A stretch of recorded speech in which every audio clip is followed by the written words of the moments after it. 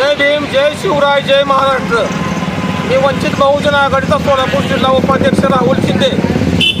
आज आम्ही पंढरपूर येथील जिल्हा परिषद बांधकाम विभागाच्या ऑफिसच्या समोर आंदोलनात बसलेलो आहोत.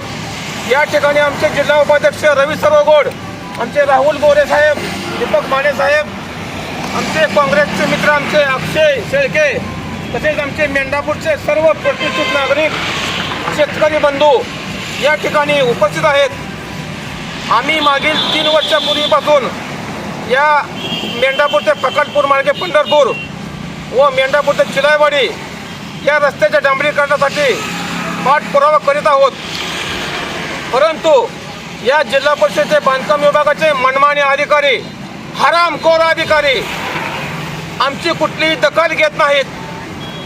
हरामखोर साले एसीच्या बंगल्यामध्ये झोपतात, 50-50 लाखाच्या गाडीमध्ये फिरतात, त्यांना 2-2, 3-3 लाख रुपये पगार आहेत आणि सर्वसामान्य जनतेचं मात्र यांना काय देणं घेणं नाही. सर्वसामान्य जनता या रस्त्यावरून जाता येत नाही. चिखल झालेला आहे, मोठमोठे दगडगोटे आहेत, मोठमोठे खड्डे पडलेले आहेत.